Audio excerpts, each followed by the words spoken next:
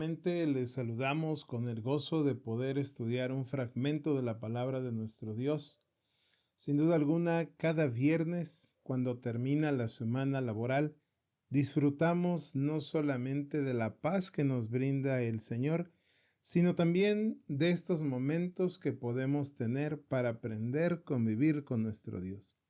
Esta noche la reflexión que quiero compartir con ustedes está basada en el libro de Juan capítulo 6.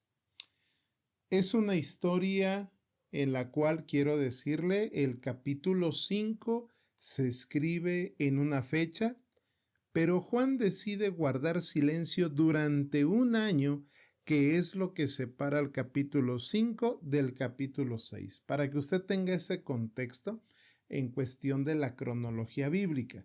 Juan escribe el capítulo 5 y un año después escribe el capítulo 6. Juan trata de darnos a entender que Jesús en su ministerio celebra 4 Pascuas. Pero nos dice que 3 de estas fiestas se celebraron en Jerusalén. Sin embargo, al estar cerca del final de su ministerio, se celebra este segmento de la fiesta fuera de Jerusalén. Por eso es que el verso 1 dice: después de esto, Jesús fue al otro lado del mar de Galilea, en el Tiberias. Es decir, mis estimados, esta historia es un suceso que se lleva a cabo en Galilea.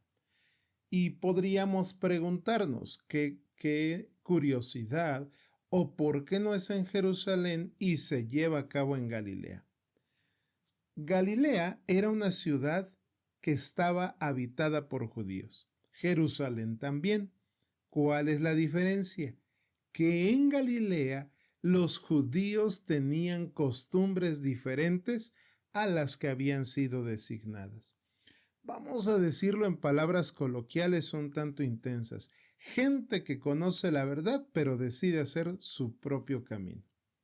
Sin embargo, Jesús guía a Juan para escribirnos esto por un propósito que tenía en este lugar.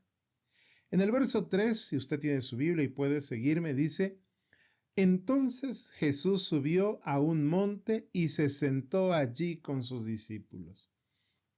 Debe recordar usted que Jesús y sus discípulos habían estado predicando, pero Jesús quería un tiempo a solas con ellos. Había reservado ese espacio para estar con sus discípulos después de la gran labor de predicar el Evangelio. Sin embargo, el verso 5 dice que cuando alzó Jesús los ojos, vio que había venido una gran multitud.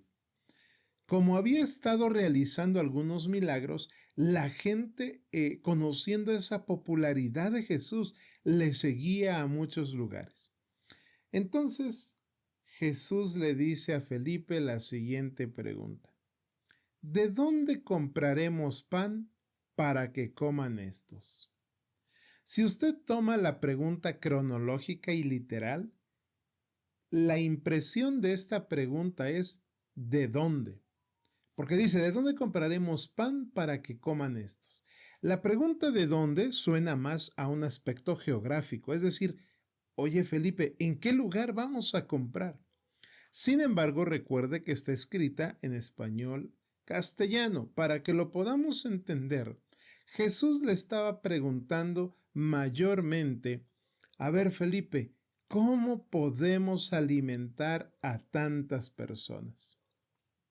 El verso 6 nos dice el aspecto interesante. Decía esto Jesús para probarle, porque él sabía lo que había de hacer. ¿Por qué Felipe y no Juan, no Mateo, no Pedro? Mis estimados, Felipe es un discípulo que vivía en esa región. Vamos a decir que es un lugareño. Sin embargo, el propósito de Jesús era poner a prueba la fe de Felipe. Y es que, mis estimados, cuando hablamos de fe, hay una inmensidad de líneas que podríamos analizar para fortalecer nuestra vida espiritual. Sin embargo, en este momento se está poniendo a prueba la fe de Felipe. Pero el verso 6 tiene la respuesta. Dice: porque él, hablando de Jesús, sabía lo que había de hacer.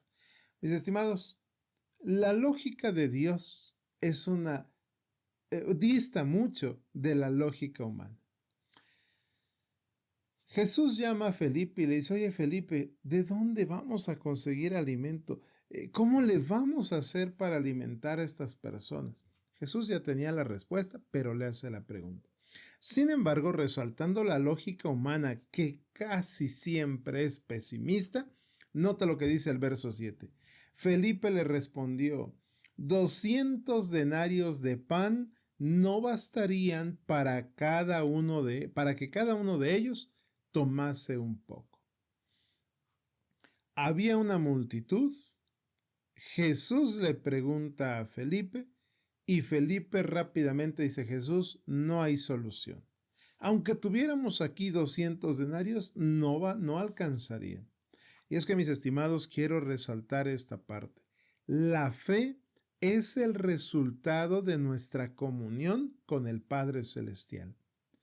Por eso es que algunos de nosotros adolecemos y nuestra fe va vacilante y es pequeña, porque lamentablemente no mantenemos una comunión directa con el Padre Celestial. Algunos hemos desarrollado más fe, quiere decir que esa comunión ha sido más grande. Sin embargo, mis estimados, tomando el ejemplo de Felipe, cuando Jesús le hace una pregunta, él piensa rápidamente cómo se resolverían las cosas. No hay solución, Jesús. Aunque tengamos 200 denarios, no hay solución. Sin embargo, mis estimados, en el verso 8, dice de la siguiente manera. Uno de sus discípulos, Andrés, hermano de Simón Pedro, le dijo. Antes de mencionar lo que él dice, yo quisiera preguntarle a usted, ¿qué hace cuando tiene un problema? ¿Qué hace cuando hay una duda por resolver? Algunos de nosotros buscamos sin duda alguna algún amigo, buscamos a algún conocido, a un familiar, a un maestro, pero casi siempre que tenemos una duda, que tenemos un problema, buscamos y recurrimos a otras personas. Pues, ¿qué cree? Felipe entonces, sabiendo que era una encomienda difícil a que le estaba preguntando Jesús, se acordó que cerca de allí vivía Andrés. No era exactamente de la región, pero vamos a decir que era vecino de la región. Y entonces Andrés, en este caso, también va en apoyo de Felipe para responder esa problemática que Jesús estaba presentando. Es decir, Felipe no tiene una respuesta, solo dice no se puede, pero llama a su amigo y ¿qué cree? Su amigo contesta todavía más drástico. Mira Jesús, aquí hay un muchacho, responde Andrés, que tiene 5 panes de cebada y 2 pececillos. Y escuche, ¿qué es esto para tantos? Podríamos decir que Andrés, casi en tono burlón, le dice a Jesús, mira, tenemos bien poco para comer. Y usted debe entender el contexto. Un pan de cebada en aquellos tiempos era considerado un pan de mala calidad. En gran parte de la región se consideraba un alimento literalmente para animales. En pocas palabras, ay Jesús, mira, solamente tenemos un muchacho y este muchacho trae alimento para animales más que gente.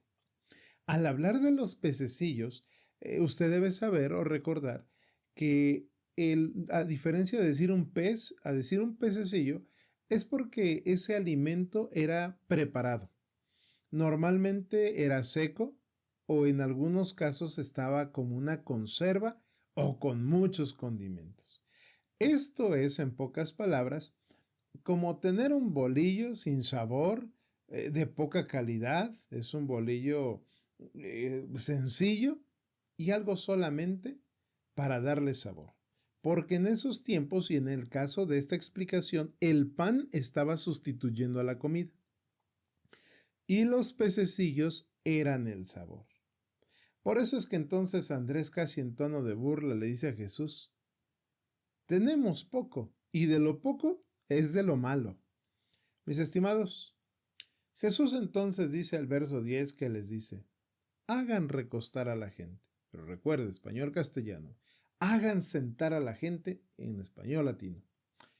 Había mucha hierba, dice, en aquel lugar, y se recostaron como en número de 5,000 varones. Se sentaron 5,000 varones. Para que usted se dé una idea, imagínese que usted organiza una fiesta y en esa fiesta van a asistir 5,000 varones. Y esto es porque antiguamente solo se contaba a los varones. A eso súmele a las esposas, a las hijas y a los hijos.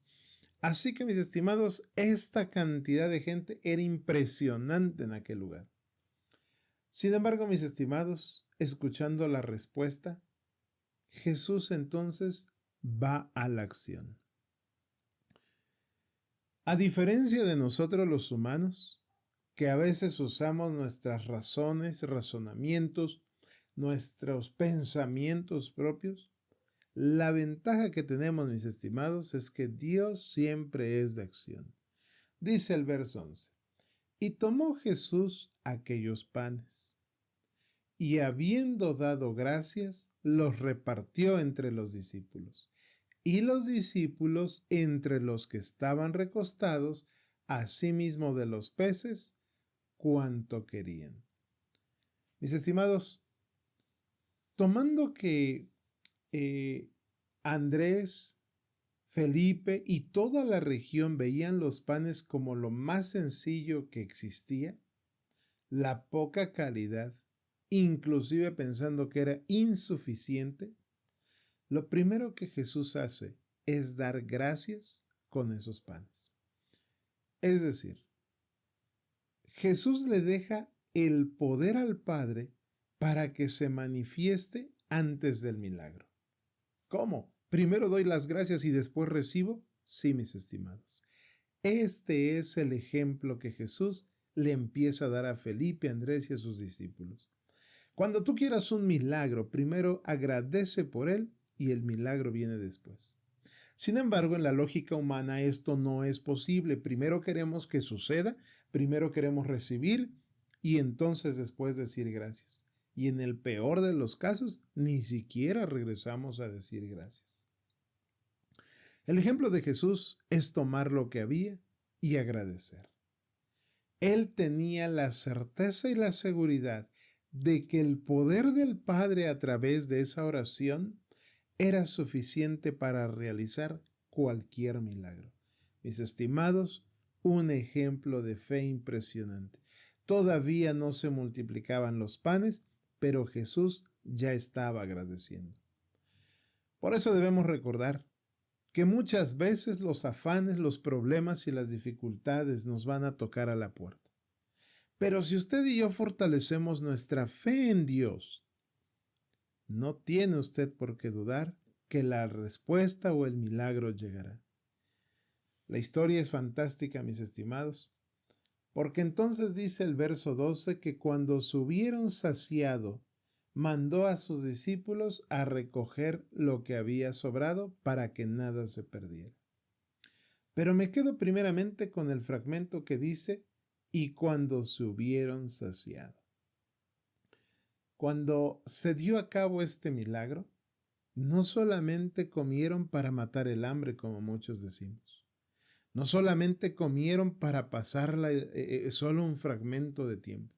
La declaración que utiliza para decir que se saciaron, mis estimados, es decir que estas personas comieron lo suficiente. Yo no sé si usted ha estado en un lugar donde puede comer y dice quiero repetir y usted puede repetir hasta saciarse, hasta decir estoy lleno. Mis estimados, a ese grado pudieron alimentarse las personas considerando que anteriormente solamente tenían 5 panes y 2 pececillos. Y mis estimados, ahora la gente se había saciado. Debemos entender que todos recibieron hasta estar satisfechos completamente. Con esto, mis estimados, Jesús estaba dando una lección y a usted y a mí también nos da la lección.